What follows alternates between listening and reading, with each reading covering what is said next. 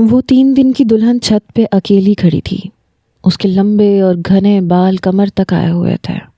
چہرے اور گردن پہ لمبی کھرچیں تھیں جن سے رسنے والا خون وہیں جم کے کھرنڈ کی شکل اختیار کر گیا تھا۔ وہ بے خیال سی آگے بڑھی اور منڈیر سے لگی جالی کے ساتھ آ رکی۔ اب نگاہ کے سامنے ہل چلے ہوئے کھیت تھے۔ ہوا اچانک تیز ہوئی تو سامنے شہر جانے والی تارکول کی سڑک پر گرد و غبار بگولوں کی صورت میں اڑتا نظر آنے لگا۔ گھر کی 4 دیواری کے باہر مویشی بندھے تھے۔ ہل چلے کھیت میں ایک آدمی بغل میں کپڑے کی پوٹلی دبائے بیج بو رہا تھا، جبکہ سفید لباس میں ملبوس ایک قدآور شخص منڈیر پہ کھڑا ہاتھ اٹھا کے بیج بوتے آدمی سے بات کر رہا تھا۔ وہ قدآور شخص اس چھت پہ کھڑی دلہن کا شوہر تھا۔ لڑکی کی نگاہ اس پہ پڑی تو ایک دم اس کا دل بھر آیا اور ذہن پہ جیسے کوئی ہیجان طاری ہو گیا۔ وہ ایک دم چیخی اور چیختی چلی گئی۔ منڈیر پہ کھڑے آدمی نے قدرے چونکتے ہوئے پلٹ کر دیکھا۔ کچھ دیر چھت پہ کھڑی روتی لڑکی کو گھورا، پھر تیز تیز چلتا حویلی کی جانب آنے لگا اور حویلی میں داخل ہو کر دوڑتا ہوا لمحوں میں وہ آدمی چھت پہ اس کے روبرو تھا۔ عبیر، کیا تکلیف ہے تمہیں؟ ہاں بولو۔ اس نے قریب آتے ہی اس کا بازو کوہنی سے پکڑ کے زوردار جھٹکا دیا۔ وہ جیسے ہوش میں آ گئی اور آنسوؤں سے جل تھل آنکھوں سے اسے دیکھنے لگی۔ کیوں پاگل ہو رہی ہو؟ کیسا لہجہ تھا، کڑا، بیزار اور سنگین۔ حالانکہ کبھی یہی لہجہ شہر ٹپکاتا تھا۔ زیادہ پرانی بات بھی نہیں تھی۔ نیچے چلو، اب اگر مجھے چھت پہ نظر آئیں تو ٹانگیں توڑ کے رکھ دوں گا۔ جارحانہ انداز میں اسے دھکا دے کے سیڑھیوں کی جانب لاتے وہ تلخی سے بولا تھا۔ اس کے چہرے پہ کوئی نرمی یا ملائمت نہیں تھی۔ اسامہ میری بات کا یقین کریں، آپ سے میری پہلی شادی ہے اور میں باعصمت ہوں۔ آپ سے کو اس کے فولادی ہاتھ کے زناٹے دار تھپڑ نے اس کی بات مکمل نہیں ہونے دی۔ بکواس بند رکھو اپنی، میں نے تم سے کوئی وضاحت نہیں مانگی ہے، سمجھی؟ وہ حلق کے بل چیخا تھا۔ عبیر نے گنگ ہوتے ہوئے پھٹی آنکھوں سے اسے دیکھا۔ وہ کچھ نہیں بول سکی تھی۔ کھڑکی کا پردہ ہٹا کے اس نے پٹ وا کیا تو ہوا کا یخ بستہ جھونکا اس کے بالوں کو چھوتا کمرے میں پھیل گیا۔ باہر ہر سو برف کی چادر پھیلی ہوئی تھی۔ بلند و بالا پہاڑ، سروقد درخت، سڑکوں کے سرمئی پن کو بھی برف کی سفید چادر نے ڈھانپ رکھا تھا۔ فضا میں خاموشی اور اداسی کا رنگ غالب تھا، یا اسے محسوس ہو رہا تھا۔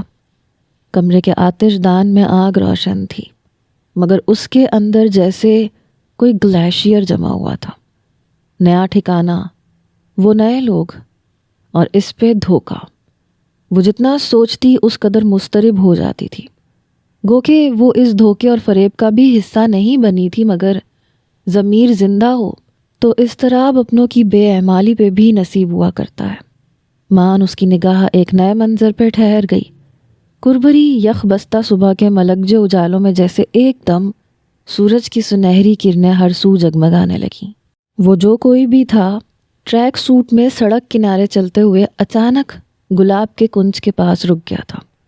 جھک کے گلاب کی ادھ کھلی کلی کو توڑتا ہوا وہ اس سارے ماحول میں ایک خوبصورت اضافے کا باعث بن گیا تھا۔ کچھ منظر بلا شبہ اپنے اندر طلسمی طاقت رکھتے ہیں۔ وہ بھی بے خود اسی منظر میں کھو گئی تھی۔ وہ اپنے دھیان میں تھا۔ گلاب کی ادھ کھلی کلی ہمراہ لیے آگے بڑھ گیا۔ وہ تب چونکی جب کسی کی آواز سنی۔ حیرانی سے پلٹنے پہ سارا کو روبرو پا کے اس کے حلق تک کڑواہٹ گھل گئی تھی۔ بہت ہینڈسم ہے نا؟ محترم یہاں کے مشہور بزنس مین ہیں۔ اس مرتبہ ہمارا شکار یہی ہوگا۔ ساری معلومات لے چکی ہیں موم۔ سینے پہ ہاتھ باندھے سارا بہت جوش سے اطلاع فراہم کر رہی تھی۔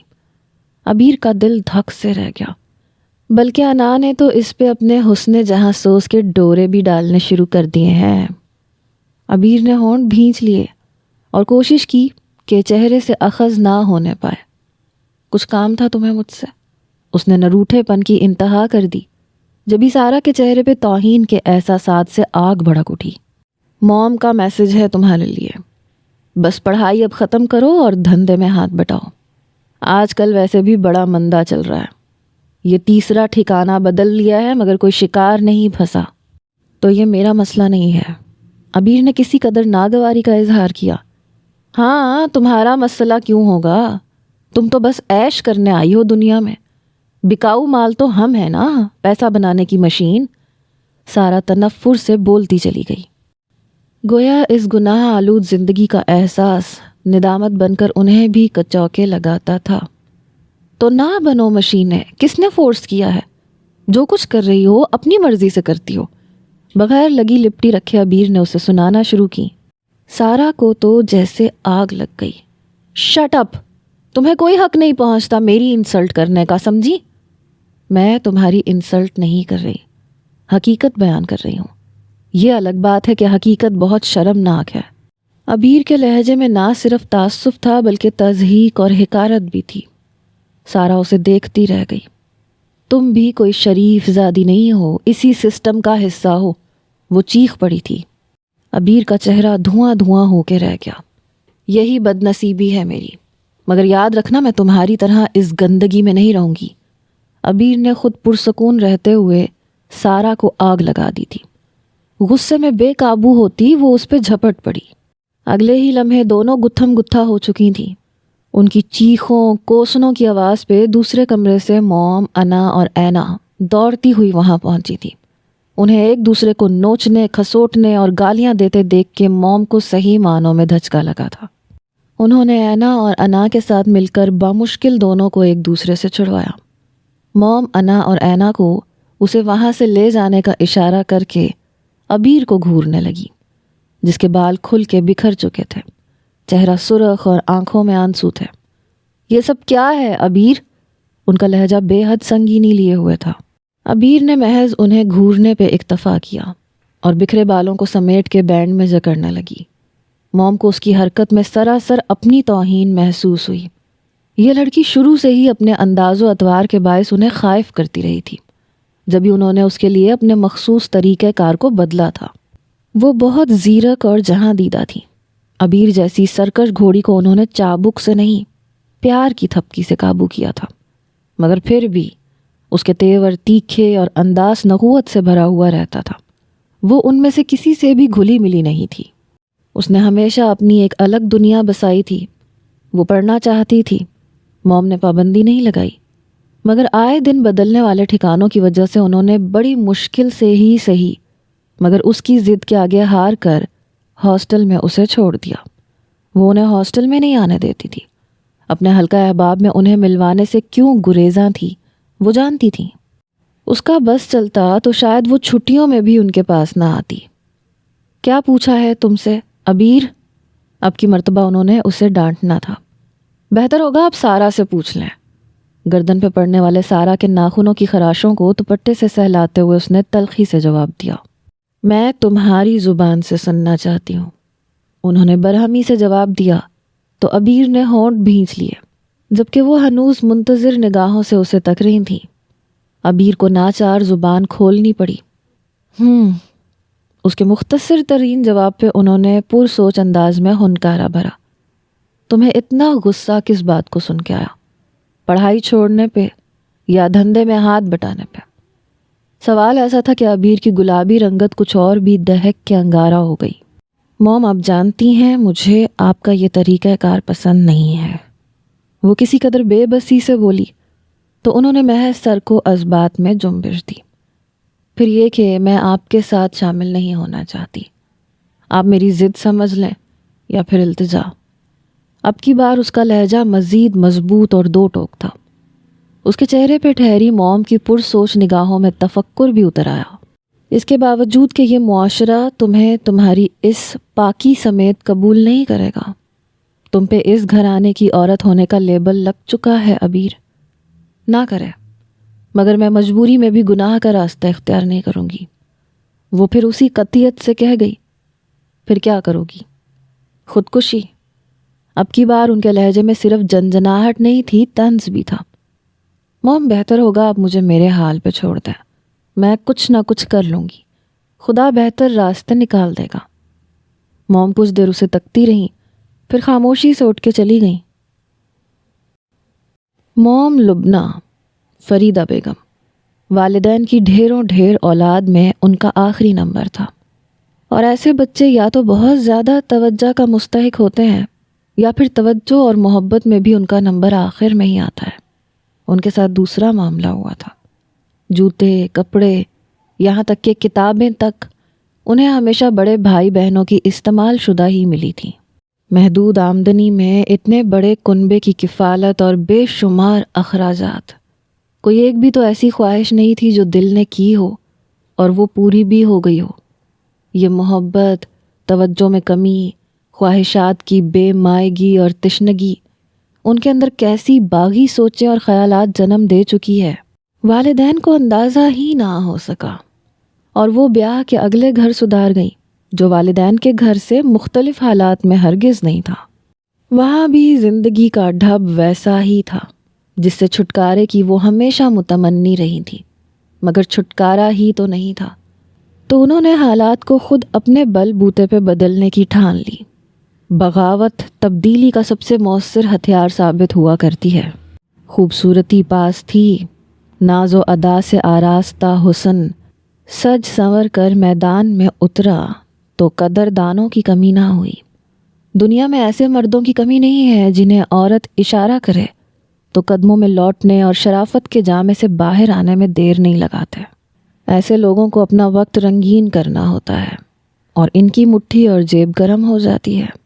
یہ مرد خاندان میں بھی ہوتے ہیں، عزیز و اقارب میں بھی ملتے ہیں اور گلی محلے میں بھی پائے جاتے ہیں، جو وقت اور حالات کے مطابق سہولت سے مطلب نکالنا خوب جانتے ہیں۔ کہتے ہیں گناہ خوشبو کی طرح ہوتا ہے، پھیلنے سے روکا نہیں جا سکتا۔ اس کے سسرالیوں میں پہلے چہم گوئیاں شروع ہوئیں، پھر منہ پہ کھل کے جھگڑے ہوئے، مگر وہ شرمندہ ہونے والوں میں ہوتی تو یہ سب کرتی کیوں؟ شوہر نے نام نہاد شرافت کا اظہار طلاق کی صورت میں کیا اور بچیوں کو بھی ماں کے سپرد کر دیا۔ فریدہ بیگم نے سسرال سے جو جمع پونجی سمیٹی وہ یہ 4 بیٹیاں تھیں جو شکل و صورت میں انہی پہ تھیں اور ان کے مستقبل اور عیش و عشرت کا بہترین ذریعہ تھیں۔ جب تک وہ خود جوان اور خوبصورت رہیں تب تک انہیں سراہنے والوں کی کمی نہیں رہی۔ انہی میں سے مسکین صورت آدمی سے نکاح کر کے انہوں نے اپنے اوپر سے طلاق یافتہ کا لیبل بھی اتار پھینکا اور معاشرے میں بظاہر عزت سے جینے لگی۔ بیٹیاں انہی کی طرح تھیں، طرح دار، حسین اور اداؤں کے ہتھیاروں سے لیس۔ راہ چلتوں کو بھی منٹوں میں اسیر کرنا ان کے بائیں ہاتھ کا کھیل تھا۔ گو کہ ان کی تربیت ہی اسی نہج پر ہوئی تھی۔ انہوں نے آنکھ کھولتے ہی اپنے گھر کا ماحول بھی یہی دیکھا تھا۔ بس یہ ایک عبیر تھی جس کے مزاج اور فطرت کی نیکی اور راستگی نے انہیں پریشان کر کے رکھ دیا تھا۔ وہ یہ بھی جانتی تھی کہ معاشرے میں انہیں عزت کی نگاہ سے نہیں دیکھا جاتا۔ جبھی کچھ سالوں سے انہوں نے انداز بدل لیا تھا، مہذب اور خاندانی ہونے کا بحروب بھرا، اور اپنی پشت پہ چند طاقتور ہاتھوں کی شہ پہ بہت اطمینان سے اپنا کھیل کھیلنے لگی۔ امیر دولت مند لوگوں میں کسی نہ کسی بیٹی کا رشتہ طے کرتی، بیاہ ہوتا اور سمجھدار بیٹی موقع ملنے پہ وہاں سے سب کچھ سمیٹ لاتی، اور پھر لٹنے والوں کو ان کا نشان تک بھی نہ مل پاتا۔ صرف یہی نہیں، جو شادی کے چکر میں نہیں پڑنا چاہتے تھے وہ رات کے اندھیرے میں لڑکی کو اپنے ٹھکانے پہ لے جاتے تھے۔ یہ کام بہت رازداری سے کئی سالوں سے جاری تھے۔ جنہیں خبر تھی وہ اس راز کو افشا نہیں کرتے تھے۔ اگر کبھی وہ پھنسے بھی تو ان کے تعلقات کام آئے اور وہ صاف بچ نکلتی تھیں۔ چھوٹی بی بی آپ کو بیگم صاحبہ یاد کر رہی ہیں۔ وہ اپنا بیگ تیار کر رہی تھی جب ملازمہ دستک دے کے اندر آئی۔ اس کی سبیہ پیشانی پہ شکنے سی نمودار ہوئیں۔ تم جاؤ، آتی ہوں میں۔ ملازمہ کو بھیج کر وہ الجھن زدہ متفکر سی بیٹھی رہی۔ کیوں بلایا ہوگا موم نے؟ گو کہ ابھی اس کی چھٹیاں باقی تھیں، مگر وہ چند دن میں ہی یہاں کے ماحول سے گھبرا گئی تھی۔ بس نہیں چلتا تھا اڑ کے واپس ہاسٹل پہنچ جائے۔ اس نے گیلے بال تولیے کی قید سے آزاد کیے، انہیں سلجھایا، پھر دوپٹہ ڈھنگ سے اوڑھتی ان کے کمرے کی جانب چلی آئی۔ یس کم ان، اس کی دستک کے جواب میں موم کی مغروری بھری آواز ابھری۔ انہیں دیکھ کے اب کوئی یہ یقین نہیں کر سکتا تھا کہ وہ معمولی تعلیم یافتہ غربت میں پل کے جوان ہونے والی وہی فریدہ ہے جو کبھی ایک عام سی لڑکی تھی۔ اب تو ان کے رنگ ڈھنگ ہی بدل گئے تھے۔ بیٹھو، اسے اندر داخل ہوتے دیکھ کر وہ جو سیل فون پہ کسی سے بہت بے تکلفانہ گفتگو میں مصروف تھیں، الوداعی کلمات ادا کر کے اس کی سمت متوجہ ہوتے ہوئے بولی، آپ نے بلوایا تھا؟ گو کہ وہ اس کی سگی ماں تھی، مگر عبیر نے کبھی ان کے لیے اپنے دل میں کوئی جذبہ محسوس نہیں کیا تھا۔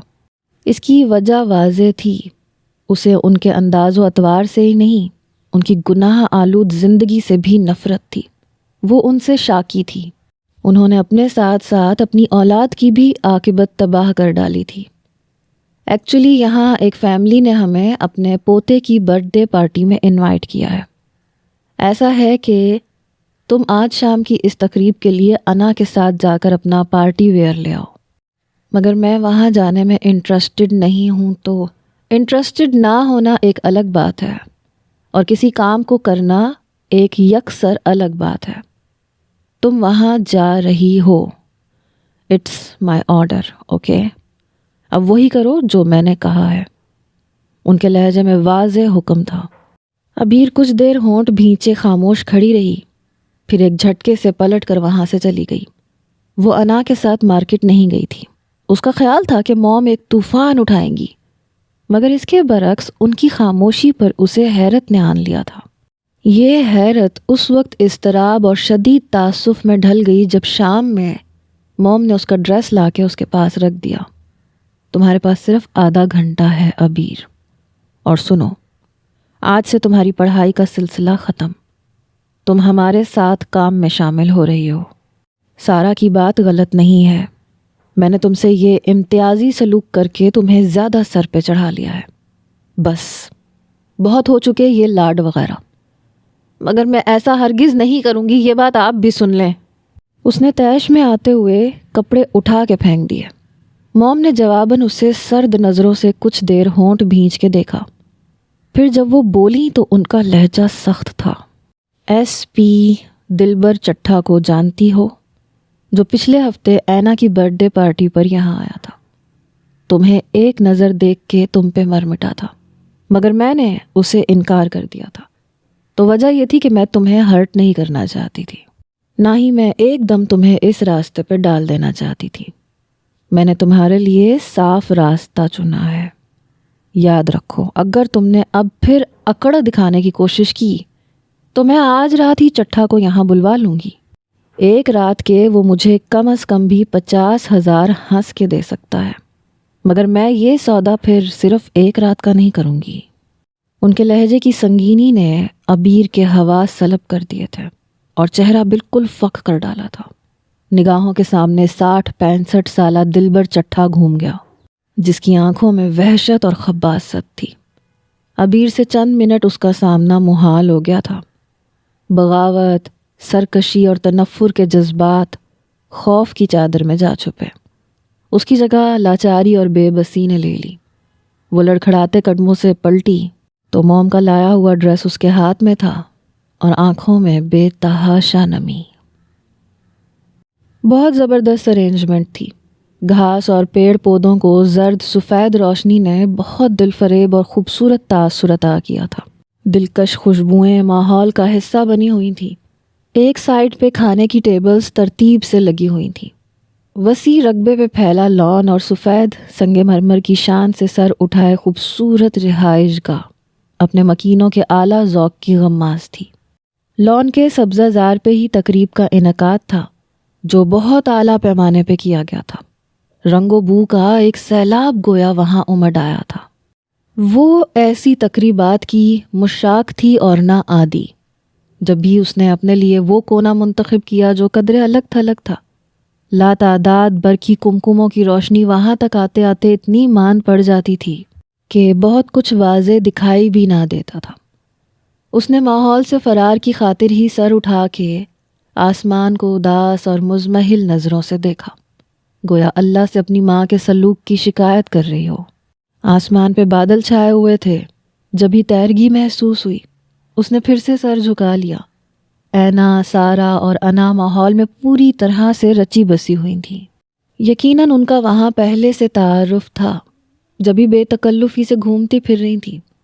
ایسا نہ بھی ہوتا، وہ تب بھی خود کو اجاگر کرنے اور اہمیت پانے کی تمام صلاحیتوں سے مالا مال تھی۔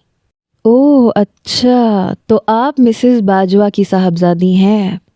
ماشاء اللہ ماشاء اللہ، جیسا سنا تھا اس سے بڑھ کے پایا۔ وہ جو کوئی بھی تھا انا سے ہم کلام تھا۔ جواباً وہ تفاخرانہ انداز میں ہنسی تو گویا فضا میں گھنٹیاں سی بج اٹھی۔ عبیر نے چونک کے دیکھا اور کچھ پل کو منجمد سی ہو گئی۔ وہ وہی نوجوان تھا جسے اس نے کھڑکی سے باہر سڑک پہ گلابوں کے کنج کے پاس جھکے دیکھا تھا، اور جس کے متعلق سارا نے اپنے ارادے بتلا کر اسے حواس باختہ کر دیا تھا۔ وہ آج اس روز سے بھی زیادہ شاندار اور وجیح لگ رہا تھا۔ کیسے ہیں آپ اسامہ ملک صاحب؟ وہ مسکرا کے گویا ہوئی۔ لوگ کہتے ہیں ہینڈسم ہوں، ڈیشنگ ہوں، آپ کیا کہتی ہیں؟ اور انا جواب میں آہستگی سے ہنسی تھی۔ ایک بار پھر سماعتوں میں گھنٹیوں کی آواز گونجی۔ اس نے اپنی جگہ پہ پہلو بدلا۔ آگے پیش آنے والی صورتحال اسے ابھی سے بے چین کر رہی تھی، اور وہی ہوا تھا۔ آج آپ کو ایک خاص ہستی سے ملوانا تھا، مائی ینگر سسٹر عبیر کمال حسن۔ انا اس کے ہمراہ عبیر کے پاس چلی آئی۔ عبیر کے چہرے پہ گھبراہٹ کا بڑا فطری غلبہ چھایا ہوا تھا، جس میں بے بسی کے ساتھ کنفیوژن بھی واضح تھی۔ ان سب رنگوں نے مل کر ہی اس کی معصومیت بھری خوبصورتی کو انوکھا اور دل نشین سا نکھار بخش دیا تھا۔ اسامہ ملک نے نیم تاریکی میں مومی شمع کی مانند جگمگاتی اس وحشت زدہ ہرنی کی طرف نظر کی۔ اس لڑکی کو بے حد دلچسپی سے دیکھا۔ عبیر، یہ اسامہ ملک ہیں، ملک صاحب کے چھوٹے صاحبزادے، بزنس ٹائکون ہیں جناب۔ انا اٹھلا کے تعارف کا مرحلہ نبھا رہی تھی۔ عبیر اس خصوصی تعارف کے پیچھے چھپے پروگرام کی آلودگی اور پیچیدگی کے ساتھ مکروہ ارادوں کو جانتی تھی، جبھی نہ نگاہ اٹھائی تھی اور نہ سر، اور یوں ہی ہونٹ کچلتی رہی۔ اور اسامہ ملک کی آنکھوں میں اس گریزاں اور کنفیوز لڑکی کے لیے دلچسپی اور پسندیدگی کا انداز بڑھتا جا رہا تھا۔ آپ انا کی ریئل سسٹر ہیں؟ اسامہ ملک کی نگاہیں اس کی اٹھتی گرتی لمبی پلکوں پہ جم گئیں۔ انا اسے اسامہ کے پاس چھوڑ کے خود کسی بہانے سے وہاں سے سرک گئی تھی، اور اب عبیر کی گویا جان پہ بن آئی تھی۔ ان نگاہوں کی وارفتگی نے اس کے اوسان خطا کر دیے تھے۔ اس کے لیے دیے انداز اور جواب کے باوجود اسامہ ملک اس سے گفتگو میں مصروف رہا۔ پھر اس کے بعد بھی وہ جتنا کترائی، جتنا بچی، اسامہ ملک کی نگاہوں نے اسے ہر جگہ کھوجا تھا۔ کیک کٹنے کے بعد اس کا تعارف بالخصوص اپنے والدین سے کروایا تھا۔ وہ جتنی مضطرب اور جزبز ہوتی رہتی تھی، اینا وغیرہ اسی قدر مطمئن نظر آ رہی تھی۔ ان کا تیر نشانے پہ بیٹھا تھا۔ اسامہ ملک ایک تگڑا شکار تھا اور آرام سے پھنسنے کو از خود تیار بھی تھا۔ پھر موم کی خواہش اور توقع کے عین مطابق مسز ملک اسامہ کا رشتہ لے کے ان کے ہاں پہنچ گئی، اور موم اپنی ساری خوشی چھپا کے بظاہر حیل و حجت سے کام لے رہی تھی۔ مجھے تو آپ کی ساری بچیاں ہی پیاری لگی ہیں ماشاءاللہ، اگر اسامہ کی خواہش عبیر کے لیے ہے۔ وہ رکھ رکھاؤ والی خاندانی عورت تھی۔ ان کے بات کرنے کے انداز میں بھی سبھاؤ اور رواداری تھی۔ موم کو کیا اعتراض ہو سکتا تھا؟ وہ خود ہتھیلی پہ سرسوں جمانا چاہتی تھی، مگر معاملہ رسان اور تحمل کا متقاضی تھا۔ اتاولے پن کا مظاہرہ کھیل بگاڑ بھی سکتا تھا۔ جبھی انہوں نے کچھ پسو پیش سے کام لیا، کچھ مجبوریوں کا رونا رویا، بڑیوں کو چھوڑ کے چھوٹیوں کا نہیں کر سکتی وغیرہ وغیرہ، اور بالآخر ان کو کئی چکر لگوانے کے بعد ہاں کر دی۔ یہ سب کچھ بالا ہی بالا ہوا۔ بات طے ہونے کے بعد عبیر کو خبر ہوئی تو صحیح معنوں میں اس کے حواسوں پہ بجلی سی گر پڑی تھی۔ اتنے شاندار شخص کو دھوکہ دینے کا خیال ہی بے قرار کر دینے کو کافی تھا۔ وہ تلملاتی ہوئی موم کے پاس آ کے برس پڑی۔ میں نے آپ سے گزارش کی تھی موم کہ مجھے اس کھیل سے الگ رکھیے، اور میں نے اس تمہاری گزارش پہ کان نہیں دھرا۔ خبردار جو تم نے کوئی بھی فضول حرکت کی ورنہ یاد رکھنا دوسرا راستہ ہمیشہ کھلا رہے گا اور اسے محض دھمکی مت سمجھنا۔ یہ ان کا ایسا ہتھیار تھا جس سے وہ اسے حملے سے قبل ہی زخمی کر دیا کرتی تھیں۔ وہ ایک بار پھر خود کو لاچار محسوس کرنے لگی، سو چپ سادھ لینے کے علاوہ اس کے پاس اور کوئی چارہ نہیں تھا۔ اس نے چپ سادھ لی۔ فی الوقت وہ کوئی فیصلہ کرنے سے قاصر تھی۔ پھر وہ دن بھی آ ہی گیا جب وہ بیاہ کے اسامہ کے ہمراہ اس کے ویل فرنشڈ گھر میں آ گئی تھی۔ مسز ملک نے بیٹے کے لیے دل کھول کے پیسہ خرچ کیا تھا۔ وہ جوڑا جو اسے نکاح کے موقع پہ پہنایا گیا تھا کم و بیش 1,00,000 کی مالیت کا تھا۔ لوگ اس کی قسمت پہ رشک کر رہے تھے، مگر عبیر کا دل اس ڈرامے پہ سسکتا رہا۔ وہ عجیب سی بے کسی اور لاچاری میں مبتلا تھی۔ کئی بار چاہا کہ اسامہ سے ساری حقیقت کہہ دے، مگر ایک عجیب سے خوف نے اس کی زبان کو سلب کر دیا تھا۔ وہ کچھ بھی نہیں کہہ سکتی تھی۔ اور پھر یہ دن بھی آ گیا۔ موم کے علاوہ سارا، انا اور اینا نے اسے خوب پٹیاں پڑھائیں۔ کسی کو الو بنا کے مطلب نکالنے کے تیر بہدف طریقے سکھائے گئے۔ وہ بے بسی کی تصویر بنی انہیں دیکھتی رہی۔ بس کچھ دن ہے، پھر اس کے بعد تو تم سے بھی پارسائی اور معصومیت کا ٹیگ اتر جائے گا، پھر تم پہ بھی بدکرداری کا ٹھپا لگ جائے گا۔ میرے گریبان پہ ہاتھ ڈالنے والا کبھی سکون سے نہیں بیٹھ سکتا عبیر بیگم، پھر تمہیں کیسے معاف کر دیتی؟ آج کے بعد تم ہمیں حقارت کی نگاہ سے نہیں دیکھ سکو گی، نہ ہم پہ انگلی اٹھا سکو گی۔ تم میں اور ہم میں آج کے بعد کوئی فرق نہیں رہ جائے گا۔ اس کی رخصتی کے وقت سارا نے اس کے گلے ملنے کے بہانے نزدیک آ کر اتنی حقارت اور تنفر سے کہا تھا کہ وہ بس پھٹی پھٹی آنکھوں سے تکتی رہ گئی۔ اس کی آنکھوں میں اترے آنسو تک ٹھٹر گئے تھے۔ سارا اس قدر منتقم مزاج ہوگی یہ اس کے تصور میں بھی نہیں تھا۔ حسن افسردہ ہو تو اس کی کشش اور بھی بڑھ جاتی ہے۔ آپ مجھے بہت اچھی اور خاص لگی تھی جبھی مما کے سامنے میں نے آپ کا نام رکھا تھا۔ وہ اپنی سوچوں میں اس قدر دور تک چلی گئی کہ اسامہ کب کمرے میں آیا اسے خبر ہی نہ ہو سکی۔ جبھی وہ بہت بری طرح سے ہڑبڑا گئی تھی۔ اس کی گھبراہٹ کو محسوس کر کے اسامہ مسکرایا تھا، پھر اس کا حنائی ہاتھ اپنے مضبوط ہاتھ میں لے کے آہستگی سے دبایا۔ بہت خاموش بلکہ اداس ہیں آپ، کہ آپ کو مجھ سے تعلق استوار کرنے کی کوئی خوشی نہیں ہے۔ اس نے گھبرا کے پلکیں اٹھائیں۔ وہ اسے ہی دیکھ رہا تھا، انداز میں بے تحاشا شرارت بھری ہوئی تھی، گویا مقصد اس کی توجہ حاصل کرنا تھا کسی بھی طریقے سے، اور وہ اس میں کامیابی حاصل کر کے فاتحانہ انداز میں مسکرا رہا تھا۔ عبیر بری طرح سے جھینپی تھی، پلکیں شرمگین انداز میں لرز کے جھک گئیں۔ وقتی طور پہ صحیح، مگر وہ اس اضطرابی کیفیت سے نکل آئی تھی جس کا وہ پہلے شکار تھی۔ بہت خوبصورت لگ رہی ہو۔ بھاری بھرکم لہجے میں کی گئی تعریف پہ عبیر کا دل اپنی دھڑکنیں الٹ پلٹ کرنے لگا۔ رونمائی کا گفٹ، جڑاؤ کنگن پہناتے ہوئے اسامہ نے بہت ملائمت سے اسے بازوؤں میں بھر لیا۔ اس ایک رات کا میں نے بہت شدت سے انتظار کیا تھا عبیر۔ تم جانتی ہو جب سے تمہیں دیکھا تھا صحیح معنوں میں میری نیندیں اڑ گئی تھیں۔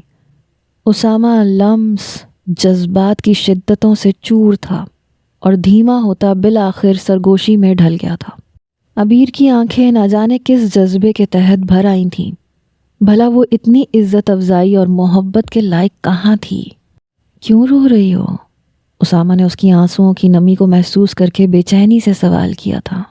عبیر نے نگاہ بھر کے اسے دیکھا۔ سیاہ شیروانی میں وہ ہمیشہ سے کہیں بڑھ کے شاندار اور خوبرو نظر آ رہا تھا۔ وہ آنسوؤں کی وجہ پوچھ رہا تھا اور وجہ بتانے کے لائق نہیں تھی۔ اس نے ہونٹوں کو باہم بھینچ لیا اور رات دھیرے دھیرے بھیگتی چلی گئی۔ اگلے دن اسامہ نے اس کا تعارف عبدالعلی اور زارا سے کروایا، جو اس کے بڑے بھائی کی اولاد تھے۔ بڑے بھائی شراز ملک اور ان کی وائف ان کی روڈ ایکسیڈنٹ میں 2 سال قبل وفات ہو گئی تھی۔ تب سے اسامہ نے دونوں بچوں کو اپنی سرپرستی میں لے لیا تھا۔ میں چاہتا ہوں عبیر تم ان بچوں کی ماں کا کردار ادا کرو، ان سے ویسے ہی محبت کرو جیسے کوئی ماں اپنی اولاد سے کرتی ہے۔ کرو گی نا؟ اور عبیر نے پوری آمادگی کے ساتھ سر اس بات میں ہلا دیا تھا۔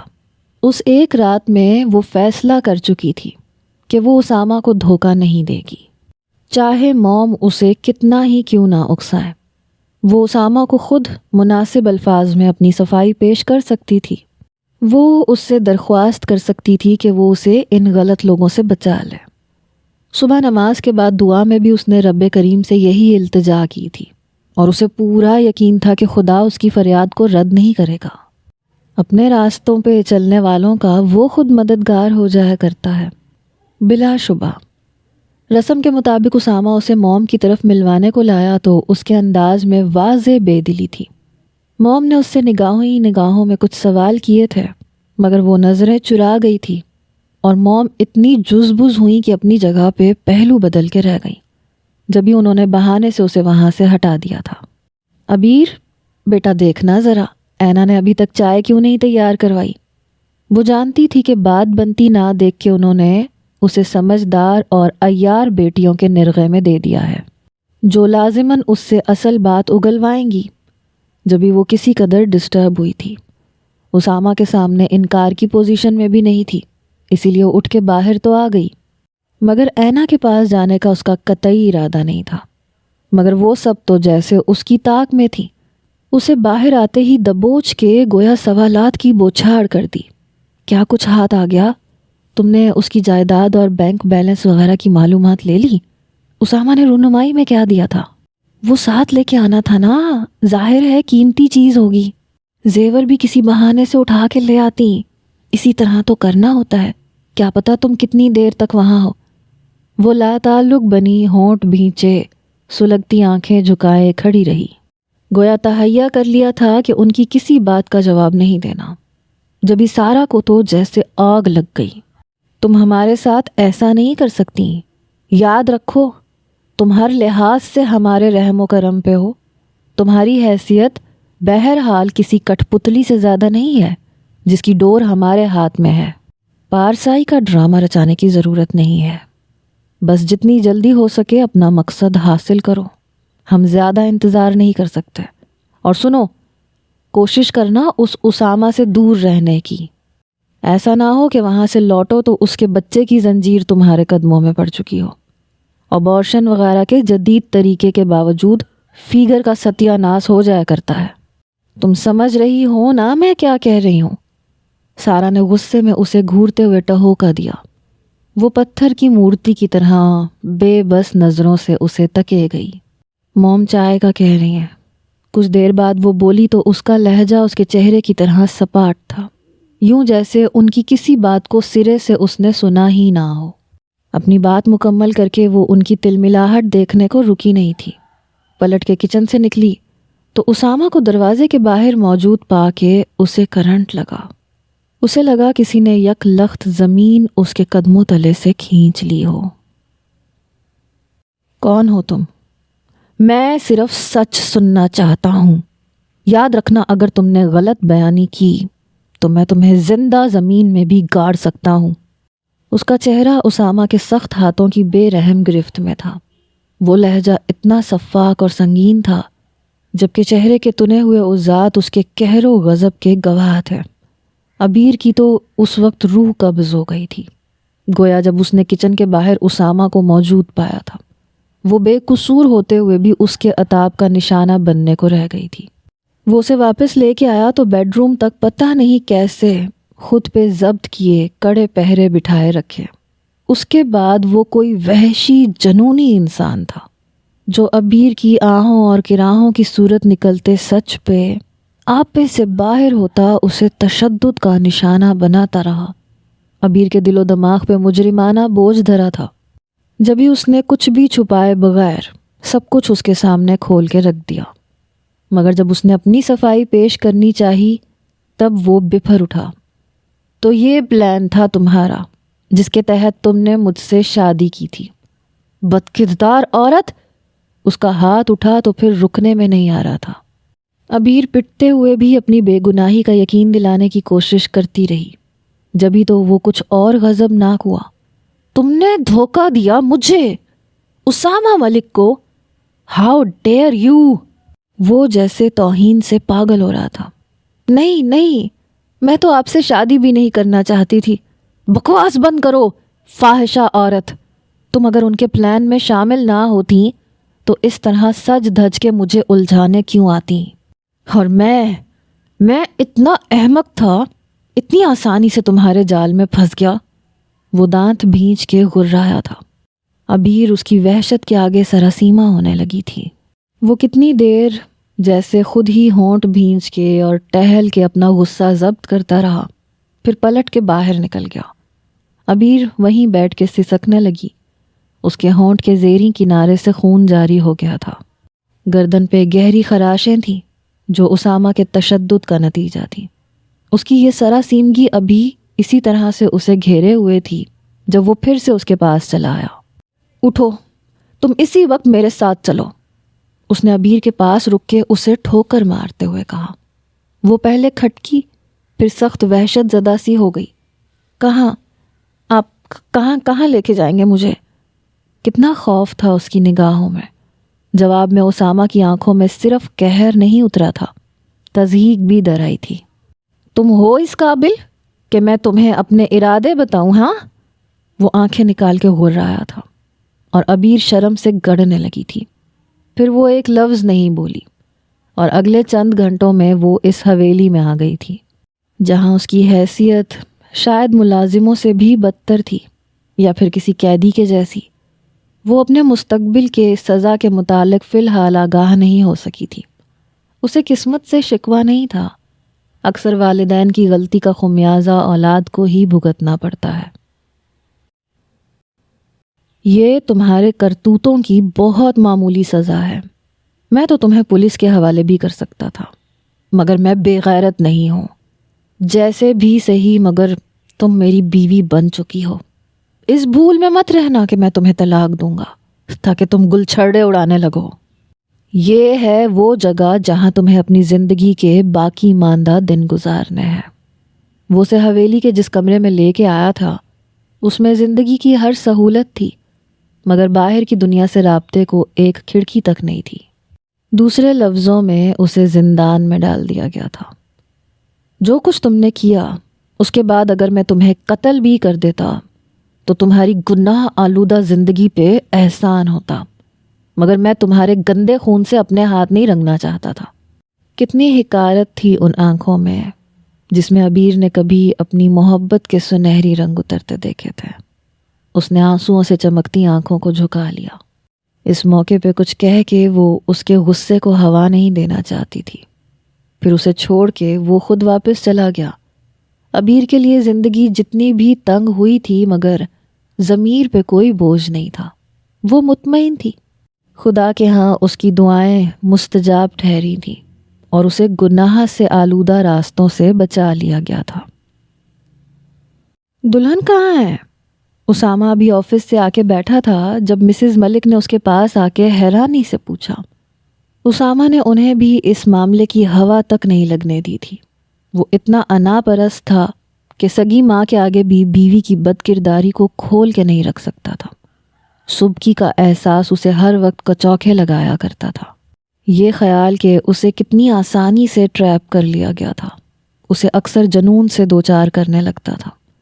عبیر کو گاؤں والی حویلی میں چھوڑنے کے بعد اس نے اپنا اثر و رسوخ استعمال کرتے عبیر کی ماں اور بہنوں کو حوالات میں بند کروا دیا تھا۔ اس کا ارادہ ان کے خلاف تمام ثبوت اکٹھے کر کے سخت سزا دلوانے کا تھا، مگر بزنس کے سلسلے میں اسے کچھ دنوں ملک سے باہر جانا پڑا۔ اس کی عجلت اور کوشش کے باوجود یہ مسئلہ تواتر اختیار کرتا گیا۔ واپس آنے پہ سب سے پہلی اطلاع اسے ان عورتوں کی رہائی اور پھر اس علاقے سے روپوش ہونے کی ملی، تو سوائے کفِ افسوس ملنے کے وہ اور کچھ نہیں کر سکا۔ اس کے بعد اسے فوری طور پہ عبیر کا خیال آیا، کہیں وہ بھی اپنی شاطرانہ فطرت کی بدولت اس کے ملازموں کو ڈوج دے کے فرار نہ ہو گئی ہو۔ اسی خدشے کے پیش نظر اسامہ نے حویلی رابطہ کیا۔ ملازمہ سے بات چیت کر کے عبیر کی طرف سے خیر کی خبر سن کے قدر اطمینان نصیب ہوا، مگر ماں کے سوال نے اسے پھر سے جزبز کر دیا تھا۔ آپ بولتے کیوں نہیں ہیں اسامہ؟ میں تو سمجھی تھی کہ آپ عبیر کو اپنے ساتھ لے کے گئے ہوئے ہیں۔ اگر وہ آپ کے ساتھ نہیں گئیں تو پھر وہ کہاں ہے؟ مسز ملک سوال پہ سوال کر رہی تھیں۔ اسامہ کے چہرے کے عضلات تناؤ کا شکار ہو کے رہ گئے تھے۔ مر گئی ہے وہ، آپ آئندہ اس کا تذکرہ نہیں کریں گی، اوکے؟ اس نے سرد آنکھوں سے انہیں دیکھتے ہوئے کہا اور ایک جھٹکے سے اٹھ کے وہاں سے چلا گیا۔ مسز ملک حیران پریشان سی کھڑی رہ گئیں۔ یہاں عبیر کی فیملی کے متعلق بھی عجیب و غریب باتیں سننے کو ملی تھی کہ پولیس ان عورتوں کو پکڑ کے تھانے لے گئی تھی۔ مسز ملک اگلے ہی دن صورتحال کو جاننے وہاں پہنچی تو وہاں وہ ملازمہ ملی جو صفائی ستھرائی پہ مامور تھی۔ اسی سے مسز ملک کو بس اتنا پتہ چل سکا کہ وہ 3 لڑکیاں اور ان کی ماں آج صبح ہمیشہ کے لیے وہاں سے جا چکی ہیں۔ جب مسز ملک کی پریشانی گھبراہٹ میں بدل گئی، کہاں چلی گئی؟ مطلب کچھ پتہ ہے تمہیں؟ انہوں نے مضطربانہ سوال کیے۔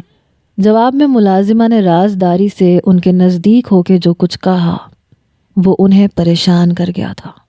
ملازمہ کے مطابق بیٹیوں کے ذریعے مالدار لوگوں کو لوٹنا ان کا پیشہ تھا۔ ملازمہ ان سے ہمدردی بھی کرتی رہی تھی۔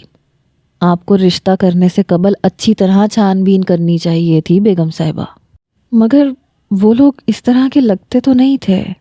تمہیں یقیناً کوئی غلط فہمی ہوئی ہوگی۔ انہوں نے اپنے تئیں بات ختم کر دی، مگر بات ختم نہیں ہوئی تھی۔ پھر سے یہ بات انہوں نے ملازمہ کے علاوہ دیگر لوگوں کے منہ سے بھی سنی۔ معزز بیگمات باقاعدہ ان سے افسوس کرنے آئیں اور ناکردہ گناہوں کی ایک طویل فہرست عبیر کے خاندان سے منسوب ہوتی چلی گئی۔ مسز ملک اپنے طور پہ یہ فیصلہ کر چکی تھیں کہ عبیر کو اسامہ سے طلاق دلوا کے فارغ کروا دیں گی۔ اس نے نماز کے بعد دعا کو ہاتھ بلند کیے تو پلکوں پہ آنسو جگنو بن کے چمکنے لگے۔ یہ جو کچھ ہوا تھا وہ اس پہ شاکی نہیں تھی، مگر کبھی کبھی دل بھرانے لگتا تھا۔ یہاں کرنے کو اس کے پاس کچھ بھی نہیں تھا اور فراغت اسے پاگل کرنے کو کافی تھی۔ تبھی اس نے اپنی وحشت سے گھبرا کر اپنے رب سے لو لگا لی تھی۔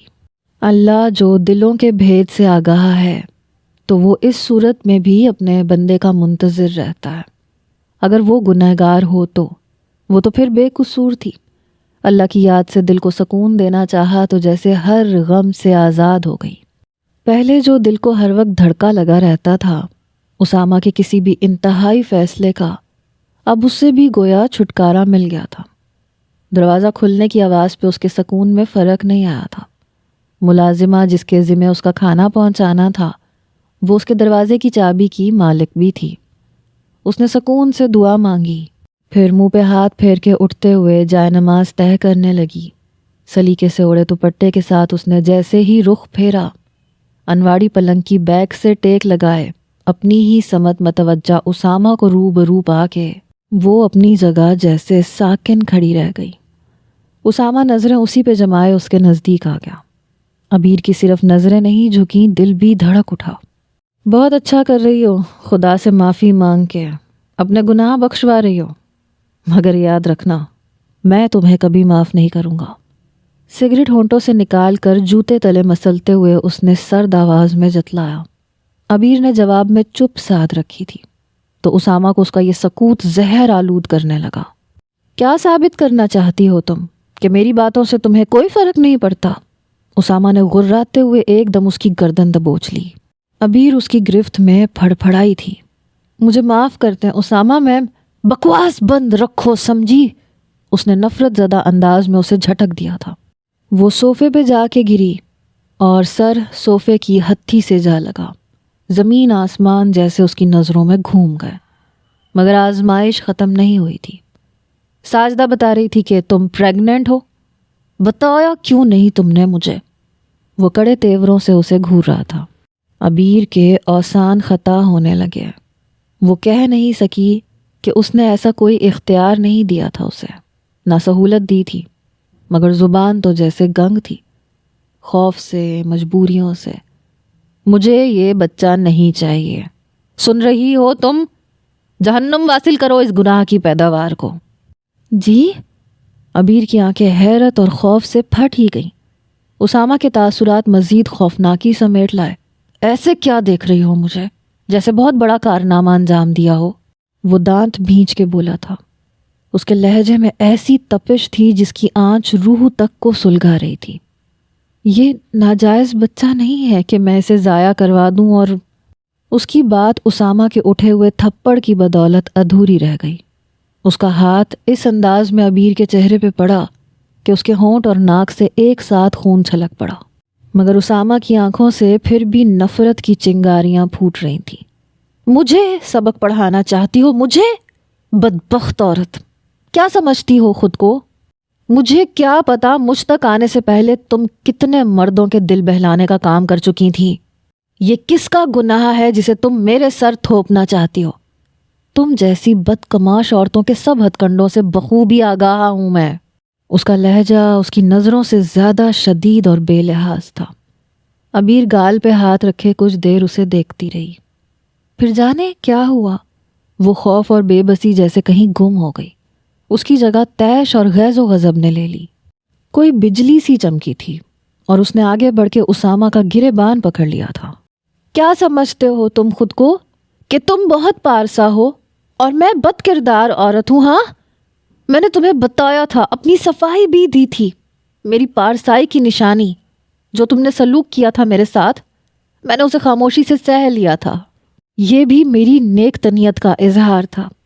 جو میں بدکماش عورت ہوتی تو یہ چار دیواری، یہ بند دروازے میرا راستہ نہیں روک سکتے تھے، سمجھے تم؟ میں نے سب کچھ سہا صرف اس لیے کہ تم حق بجانب تھے اور میرے امن پہ میرے اپنوں کے کردار کے داغ تھے۔ کیچڑ میں کھلنے والا کنول چاہے پاکیزہ ہو مگر مشکوک ضرور رہتا ہے۔ میں بھی اپنی صفائی پیش کرنے کو ثبوت نہیں لا سکی۔ جو بات گھن گرج سے تلخی سے شروع ہوئی تھی، اس کا اختتام پھر اس کے آنسوؤں پہ ہوا۔ وہ جیسے تھک گئی تھی اور بری طرح روتے ہوئے اسے چھوڑ کے فاصلے پہ ہو گئی تھی۔ اسامہ کچھ دیر اسے روتے دیکھتا رہا، پھر کچھ کہے بغیر پلٹ کے باہر چلا گیا۔ عبیر وہیں بیٹھ کے بے آواز آنسوؤں سے روئے گئی۔ اس کے کمرے میں بے حد اندھیرا تھا۔ باہر موسم اپنی شدتوں پہ تھا۔ طوفانی ہواؤں کے جھکڑ سے درختوں کی ٹہنیاں ٹوٹ کے گر رہی تھیں۔ بارش کی بوچھاڑ کھلی کھڑکی سے ہوا کے زور پہ اندر آتی اور کمرے کے ایک حصے کو بھگو جاتی۔ بادل کی گرج، بجلی کی چمک اس کمرے کے اندھیرے کو نگل کے چند لمحوں کو اس کے خد و خال کو عیاں کر جاتی۔ وہ بیڈ پہ بالکل ساکن لیٹا ہوا تھا، مگر اس کے وجود کے اندر باہر موسم جیسی بے چینی، اضطراب اور وحشت تھی۔ سماعتوں میں بار بار روتی سسکتی آواز کی بازگشت گونجتی تھی۔ جو سزا تم نے سنائی میں نے بلا حیل و حجت قبول کر لی۔ یہ تھی میری پارسائی کی نشانی۔ تم نے جو سلوک میرے ساتھ کیا اسے میں نے خاموشی سے سہ لیا۔ یہ تھی میری نیک تنیت کا اظہار۔ جو بدکماش عورت ہوتی تو یہ چار دیواری، یہ بند دروازے میرا راستہ نہیں روک سکتے تھے۔ اسامہ نے اپنی جگہ اضطراب کی کیفیت میں پہلو بدلا اور چہرے کا رخ پھیڑ کے کھڑکی سے باہر دیکھنے لگا۔ اس کا ذہن بہکا تھا اور وہ منظر روشن ہونے لگا جب اس نے پہلی بار اس لڑکی کو دیکھا تھا۔ ہر انداز میں گریز، چاہے وہ چمکتی پلکیں ہوں یا پھر اس کے سامنے اور توجہ پہ کنفیوژن میں ہونٹوں کو دانتوں سے کچلنا۔ شادی کی رات بھی اس کی حیا آمیز گھبراہٹ زدہ انداز وہ اتنا فطری تھا کہ وہ انداز از خود اس کی پارسائی اور پاک دامنی کا گواہ بن گیا تھا۔ کیا وہ سچ کہہ رہی تھی؟ مگر کیسے؟ اتنی بری اور غلیظ عورتوں کے درمیان وہ خود کیسے انچھوئی رہ گئی؟ اس نے خود سے سوال کیے اور بالکل بے چین سا ہو کے ٹہلنے لگا۔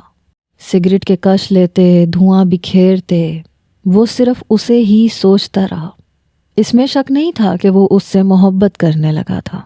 یہی محبت اسے دل میں گنجائش رکھنے اور درگزر سے کام لینے پہ اکسا رہی تھی، مگر اس کی میل ایگو یہ ہرگز گوارا نہیں کر رہی تھی کہ اس کی بیوی کا کردار داغدار ہو۔ چاہے محبت ہی صحیح، مگر وہ اپنی شریک حیات کو اس کی بد کرداری کے ساتھ قبول کرنے کا حوصلہ خود میں نہیں پاتا تھا۔ وہ اتنی مطمئن کیوں تھی؟ اسے تو اس قید خانے میں پاگل ہو جانا چاہیے تھا، مگر اس کے برعکس وہ بالکل ریلیکس نظر آتی تھی۔ کیا یہ بھی ڈرامہ ہے، محض مجھے دھوکہ دینے کے لیے؟ اس نے ایک نئی بات سوچی اور دماغ کی رگیں کھنچتی ہوئی محسوس کرنے لگا۔ اگر تم غلط ہو، قصوروار ہو، تو میں تمہیں معاف نہیں کروں گا، یہ طے ہے، چاہے مجھے اپنے دل کو خود اپنے پیروں تلے کیوں نہ کچلنا پڑ جائے۔ اس نے سوچا تھا اور جیسے حتمی فیصلہ کر کے کسی قدر مطمئن ہو گیا تھا۔ ایک ہفتے بعد وہ پھر اس کے سامنے بیٹھا تھا۔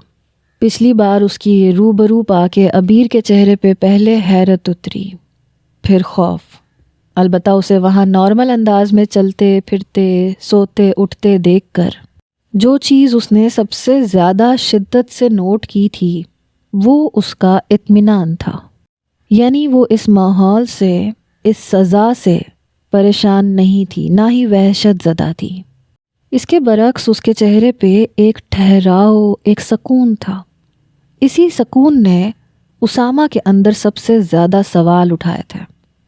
یہ تمہارے لیے ہے، میں اپنا فیصلہ تمہارے لیے بدل رہا ہوں، تم اسے لے جاؤ اور جہاں تمہارا دل چاہے چلی جاؤ۔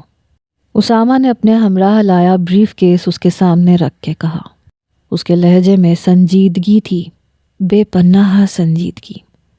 عبیر جس کے چہرے پہ ابھی کچھ دیر قبل اسے روبرو پا کے بے ساختہ خوشی اور حجاب آمیز تاثر ابھرا تھا، امید کی روشنی سے آنکھیں جگمگائیں تھیں۔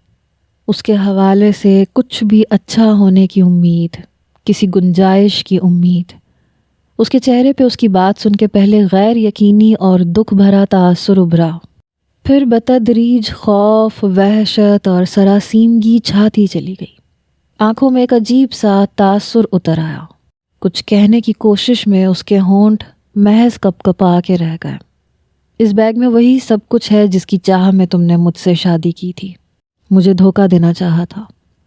کچھ توقف کے بعد وہ بولا۔ عبیر کے چہرے پہ تاریکی چھا گئی۔ وہ کچھ دیر اسے دیکھتی رہی، پھر اپنی جگہ سے اٹھی اور ایک دم جھکتے ہوئے اس کے پیروں کو اپنے کانپتے سرد ہاتھوں میں جکڑ کے کہا، میری اس دن کی باتوں پہ مجھے معاف کر دیں اسامہ، آپ کو خدا کا واسطہ مجھے اس گھر سے نہ نکالیں، مجھے اپنے ہاتھوں سے مار دیں مگر یہ سزا نہ دیں۔ وہ اس کے پیروں سے لپٹ گئی اور زار و قطار روتے ہوئے بار بار یہی التجا کر رہی تھی، میں تم جیسی عورت کو اب مزید برداشت نہیں کر سکتا، میرے لیے یہ فیصلہ ناگزیر ہو چکا ہے۔ وہ کھڑا ہوا اور بے اعتنائی سمیٹ کے اس کے ہاتھ جھٹک کے فاصلے پہ جا کے کھڑا ہو گیا۔ عبیر کے آنسوؤں میں شدت آنے لگی۔ میری بات کا یقین کریں اسامہ، میں نے آپ کو کوئی دھوکہ نہیں دیا، میں آپ کے پاس غلط ارادے سے نہیں آئی تھی، میں آپ سے شادی سے پہلے تک انچ ہوئی تھی، یہ بچہ آپ کا ہی ہے، لیکن اگر آپ ایسا نہیں چاہتے میں ابورشن کے لیے بھی تیار ہوں، لیکن خدا کے واسطے مجھے یہاں سے نہ نکالیں، میں نے خدا سے ہمیشہ عزت اور آبرو کی حفاظت کی دعا مانگی ہے، مجھ سے یہ تحفظ نہ چھینیں۔ وہ بلک رہی تھی، تڑپ رہی تھی۔ اسامہ کی آنکھیں سلگنے لگیں۔ تم جھوٹی ہو، دغا باز ہو، تم اگر ایسی نہ ہوتی تو اس تقریب میں مجھ پہ ڈورے ڈالنے نہ آتی۔ وہ زور سے پھنکارا تھا۔ عبیر ساکت رہ گئی۔ میں اس رات مجبور کر دی گئی تھی، موم نے مجھے دھمکی دی تھی کہ اگر میں اس تقریب میں نہ گئی تو موم اپنے پرانے گاہک کو بلوا کر اسی رات میری عزت کا دامن داغدار کر دیں گی۔ اسامہ بلیو می، میں نے اپنی عزت بچانے کی خاطر ایک بڑے گناہ سے بچ کے نسبتاً چھوٹا گناہ کیا تھا۔ میں آپ کو مائل کرنے نہیں آئی تھی، میں اپنی عزت کی حفاظت کرنا چاہ رہی تھی۔ اس نے گڑ گڑاتے ہوئے اپنی ذات پہ پڑا پردہ اٹھا کر ایک اور حقیقت آشکار کی۔ اسامہ ہونٹ بھینچے اسے دیکھتا رہا، پھر کندھے اچکا دیے۔ تم کہہ سکتی ہو مجھے تمہاری بات کا یقین نہیں ہے۔ اور عبیر سن پڑنے لگی۔ اس کی ماں نے اس کے وجود میں جو سوئیاں گاڑی تھیں وہ انہیں اگر کھینچ کے نکالتی بھی تھی تو فائدہ نہیں تھا۔ متاثرہ جگہ سے خون کی پھوار نکلتی اور درد میں اضافے کا سبب بنتی۔ میں آپ سے ساری زندگی کچھ نہیں مانگوں گی اسامہ، سوائے اس کے کہ اس 4 دیواری اور اپنے نام کا تحفظ مت چھینے۔ میری صرف یہ ایک بات مان لے، میں قسم کھا کے کہتی ہوں، اگر اللہ نے خودکشی کو حرام نہ کیا ہوتا تو اس زندگی سے میں موت کو گلے لگا کے چھٹکارا پا لیتی۔ بے بسی کا شدید احساس ایک بار پھر اسے رلانے لگا۔ اسامہ کچھ دیر ہونٹ بھینچے خاموش بے تاثر نظروں سے اسے تکتا رہا اور پھر واپس پلٹ گیا۔ وہ اسے پرکھنے، اسے آزمانے آیا تھا۔ وہ اس آزمائش میں پوری اتری تھی، مگر اس کے اندر ابھی بھی اتنی گنجائش پیدا نہیں ہو سکی تھی کہ شاید وہ اسے معاف کر سکتا یا اس کی سزا میں تخفیف کر دیتا۔ اور عبیرہ، وہ اسی میں خوش ہو گئی تھی کہ اس نے اسے حویلی سے نہیں نکالا تھا، اس نے اپنے نام کا مان نہیں چھینا تھا۔ مسز ملک کے تاثرات سے خفگی اور غصہ چھلک رہا تھا۔ ڈرائیور کے ہمراہ وہ حویلی جا رہی تھیں۔ انہوں نے اسامہ کو فون پہ گفتگو کرتے سنا تھا۔ وہ ملازم سے مخاطب تھا اور عبیر کے متعلق بات کر رہا تھا۔ تب انہیں اندازہ ہوا کہ وہ بد کردار لڑکی اپنی ماں کے ساتھ فرار نہیں ہوئی، بلکہ وہ اسامہ کے قبضے میں تھی۔ اسامہ جو ان کا باوقار، وجیح اور شاندار بیٹا تھا، وہ اس کے لیے ہرگز بھی کسی ہلکے کردار کی لڑکی کو قبول نہیں کر سکتی تھی۔ اسامہ کی بیوی ان کی نسل کی امین تھی اور وہ ہرگز کسی گھٹیا لڑکی کو قبول نہیں کر سکتی تھی۔ آج اسامہ کی جو بات چیت سنی تھی، اس سے انہیں بخوبی اندازہ ہو گیا تھا کہ اسامہ کے دل میں اس کی گنجائش پیدا ہو رہی تھی۔ وہ اسے ایک کمرے کی حدود سے نکال کے حویلی میں اپنی مرضی کی زندگی جینے کی اجازت دے رہا تھا۔ آج اگر وہ اسے حویلی میں یہ رعایت دے رہا تھا تو کل واپس اپنے گھر میں بھی لا سکتا تھا، اور یہ بات انہیں گوارا نہیں تھی۔ کہاں ہے وہ لڑکی جو یہاں اسامہ نے رکھ چھوڑی ہے؟ وہ حویلی پہنچی تو ملازموں کو لائن میں حاضر کر لیا، جو مالکن کو اچانک اور غیر متوقع طور پہ سامنے پا کے اور غصے میں دیکھ کے فطری گھبراہٹ کا شکار ہو چکے تھے۔ بیگم صاحبہ، وہ لڑکی اندر کمرے میں ہے، ملازم نے گھگیا کے بتایا تو وہ اسے گھورتی تن فن کرتی کمرے میں آن گھسی۔ وہ سامنے ہی جائے نماز پہ بیٹھی تھی، ہاتھ دعا کو پھیلے تھے اور آنکھوں سے آنسو زاروں قطار بہہ رہے تھے۔ وہ تلملا سی گئی۔ ان ڈراموں سے تم اسامہ کو متاثر کر سکتی ہو مگر مجھے نہیں، سمجھی تم؟ انہوں نے وحشیانہ انداز میں اسے جائے نماز سے گھسیٹ لیا۔ عبیر کی آنکھیں خوف اور دہشت سے پھٹ سی گئیں۔ مجھے معاف کر دیں امی، میں مجرم ہوں آپ کی۔ اس کی بات ان کے اٹھے ہوئے ہاتھ کی بدولت ادھوری رہ گئی اور پھر ہاتھ رکا نہیں تھا۔ بکواس بند کرو، خبردار جو معافی کا لفظ منہ سے نکالا، تمہاری وجہ سے ہم کسی کو منہ دکھانے کے قابل نہیں رہے۔ وہ زور سے پھنکاری اور اسے بالوں سے پکڑ کے زوردار جھٹکا دیا۔ وہ سنبھلے بنا سر کے بل جا کے گری۔ سر کے پچھلے حصے میں شدید چوٹ آئی تھی، جبھی خون کا فوارہ سا ابل پڑا۔ رحم بیگم صاحبہ، چھوٹی بی بی نہ صرف دوجے جی سے ہیں بلکہ روزے دار بھی ہیں۔ ان کے پیر کی زوردار ضرب سے وہ جس طرح سے تڑپ کے اذیت سے دوہری ہوئی تھی، ملازمہ خاموشی سے یہ تماشا نہیں دیکھ سکتی تھی۔ عبیر کی رنگت ہر گزرتے لمحے کے ساتھ سفید پڑنے لگی تھی۔ مسز ملک نے تند نظروں سے عبیر کو دیکھا، پھر تنفر بھرے انداز میں منہ پھیر لیا۔ روزے اور نماز سے کالے کرتوت نہیں چھپائے جا سکتے۔ بہرحال جتنی جلدی ہو سکے دفع ہو جانا یہاں سے۔ اسامہ کے لیے لڑکیوں کی کمی نہیں ہے۔ بہتر ہوگا تم بھی اپنی ماں بہنوں کے ساتھ جا کے ان کا کاروبار چمکاؤ۔ ان کے لہجے میں حقارت بھری ہوئی تھی۔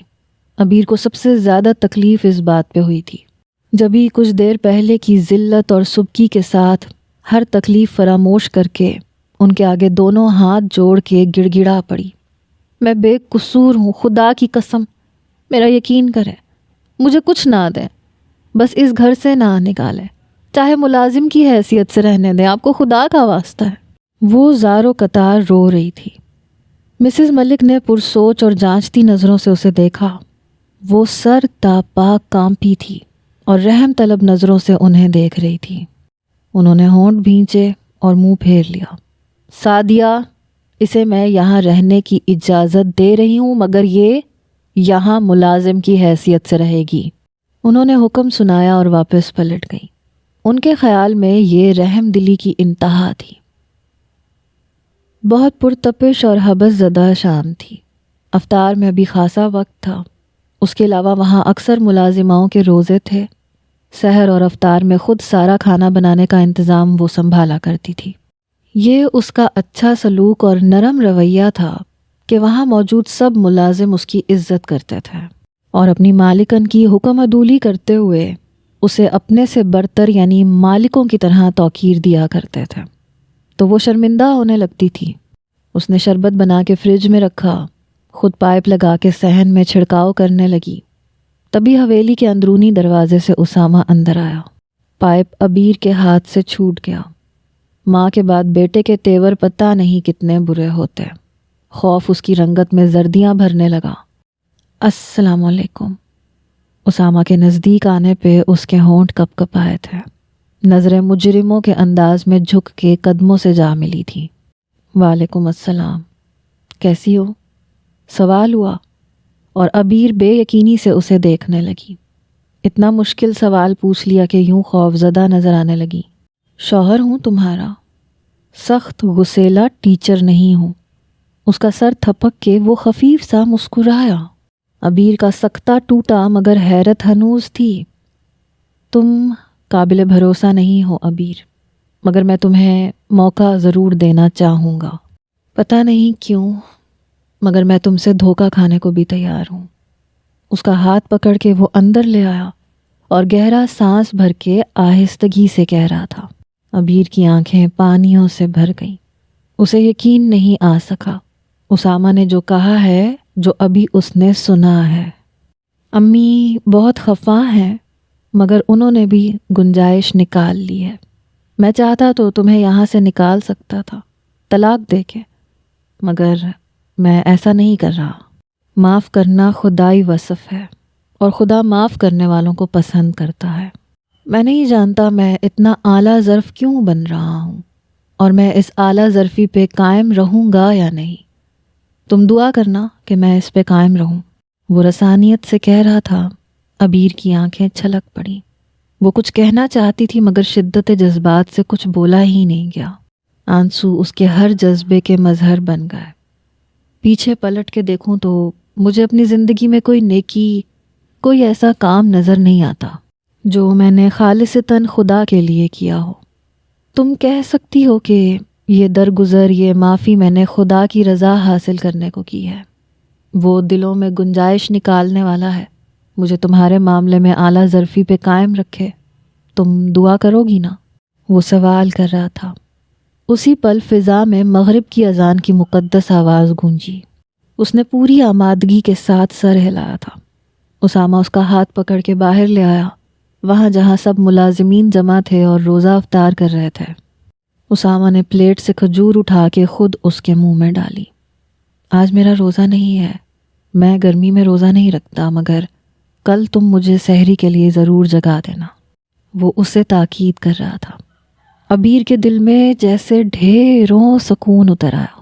اس کی ساری دعائیں مستجاب ہوئی تھیں، بلکہ خدا نے اسے اس کی اوقات سے بڑھ کے نواز دیا تھا۔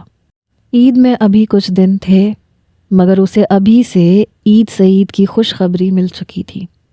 گھپ اندھیرا چھٹا تو سنہری دھوپ نے ہر سمت روشنی پھیلا دی تھی۔